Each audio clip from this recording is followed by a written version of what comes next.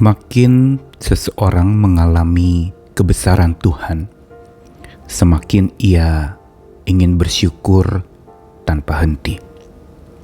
Namun semakin ia bersyukur tanpa henti dan hatinya limpah dengan syukur, matanya penuh dengan syukur, makin pula ia akan melihat kebesaran Tuhan. Kedua hal ini saling berkaitan erat. Kebesaran Tuhan dengan kebersyukuran hidup manusia. Makin besar Tuhan dialami, makin besar pula ucapan syukur dinaikkan. Makin besar ucapan syukur dinaikkan, makin besar pula karya Tuhan yang dialami, bahkan melalui hal-hal yang sederhana. Karenanya kita justru harus memohonkan kepada Tuhan agar hati dan mata kita penuh dengan syukur, sehingga dengan demikian kita bisa merasakan dan melihat dengan kacamata dan teropong syukur. Saya Nikolas Kurniawan menemani dalam Sabda Tuhan hari ini dari Mazmur 86 ayat yang ke-10. Sebab Engkau besar dan melakukan keajaiban-keajaiban. Engkau sendiri saja Allah. Lalu yang kedua dari Mazmur 145 ayat yang ketiga. Besarlah Tuhan dan sangat terpuji, dan kebesarannya tidak terduga. Kedua Mazmur 86 dan 145 ditulis atau dinyanyikan oleh seorang penulis dan penyanyi yang sama, yaitu Raja Daud. Mazmur 86 berlatar belakang kembali Daud mengalami permasalahan dan kesulitan di dalam hidupnya. Memang tidak dideskripsikan berupa apakah kesulitannya itu, tetapi bukan dalam keadaan yang nyaman sesungguhnya Daud menuliskannya. Tetapi kita tetap melihat bahwa inilah kekuatan iman percaya orang yang mengandalkan Tuhan, orang yang selalu hidup dari kebesaran Tuhan dan membesarkan nama Tuhan.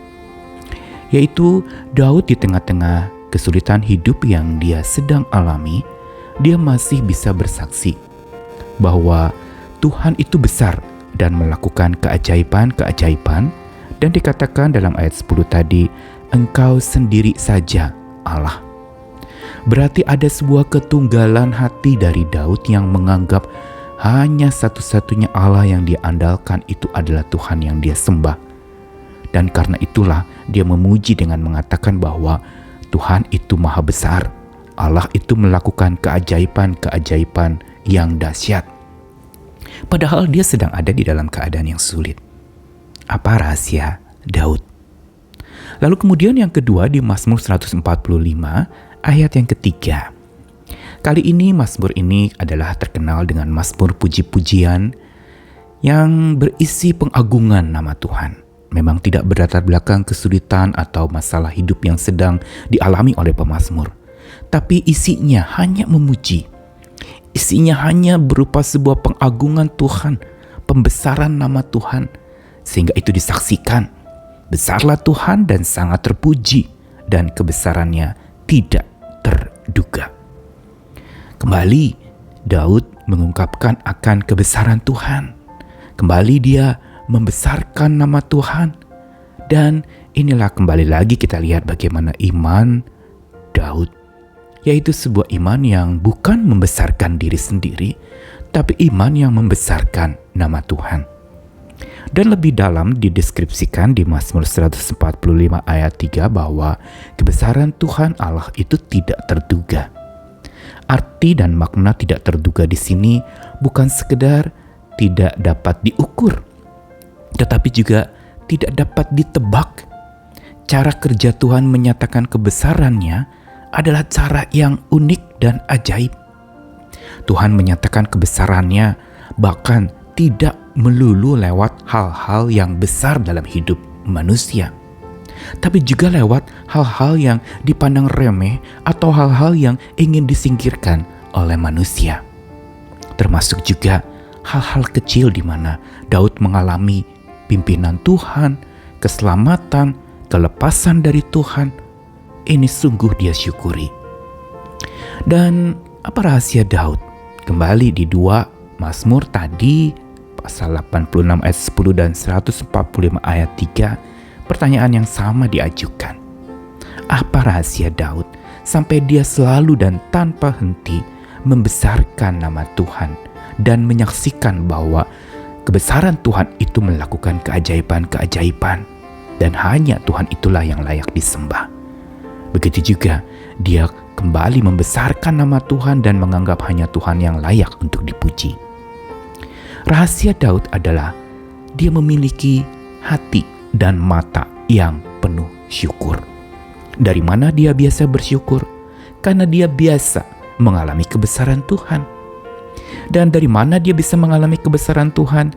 Karena hati dan mata yang penuh syukur, yang memampukan dia untuk melihat bahwa selalu ada bahana kebesaran Tuhan lewat hal-hal yang dia alami. Daud termasuk sosok yang bertubuh kecil. Dia dibandingkan kakak-kakaknya waktu awal dia dilantik jadi raja. Dia adalah sosok yang tidak diperhitungkan orang.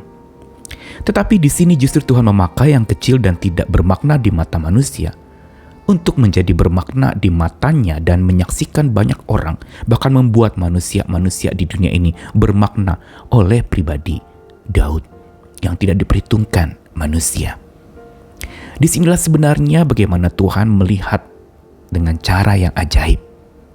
Menarik sekali dalam kitab suci Tuhan justru berkarya dan bekerja lewat hal-hal yang sederhana yang seringkali manusia anggap sepi, manusia anggap remeh. Bukankah kita juga lihat di dalam Mazmur 19, pengagungan akan alam semesta yang mengatakan bahwa langit menceritakan kemuliaan Allah. Kalau orang biasa mungkin memandang langit itu biasa. Tapi bagi si pemazmur itu menganggap bahwa langit itu sungguh di baliknya ada Tuhan yang diceritakan.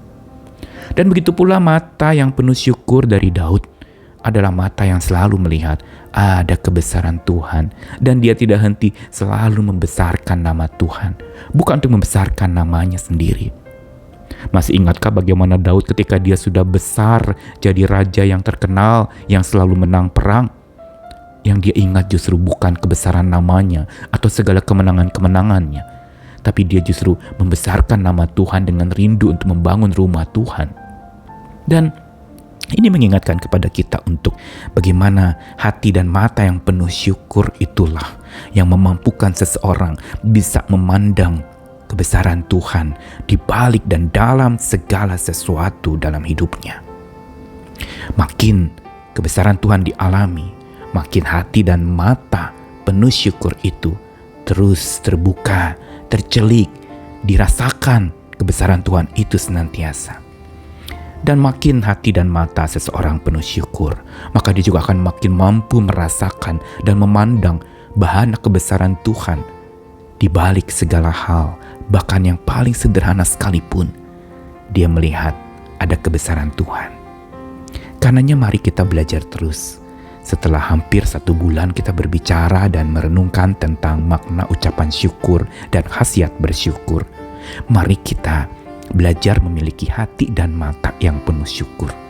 Karena dari situlah kita mampu merasakan akan bahana kebesaran Tuhan, memandang bahana kebesaran Tuhan di dalam hal-hal yang paling sederhana sekalipun. Mari jangan anggap remeh apapun juga yang engkau alami, yang engkau hadapi, yang sedang menimpa hidupmu, tapi lihat ada kebesaran Tuhan di balik itu semua. Tuhan ingin menyatakannya buat setiap kita. Dan mari dengan hati yang penuh syukur dan mata yang penuh syukur, kita selalu merasakan dan mengalami, bahkan memandang kebesaran Tuhan dalam segala sesuatu, di balik segala sesuatu, dan melalui segala sesuatu. Tuhan berkarya terus, karyanya ajaib dan besar. Mari rayakan dan syukuri senantiasa. Hidupmu selalu ada di tangan Tuhan. Miliki terus kasih yang terus Tuhan berikan dengan hati dan mata yang penuh dengan syukur kepada Tuhan. Selamat bersyukur, tak henti bersyukur, terus menerus bersyukur. Amin.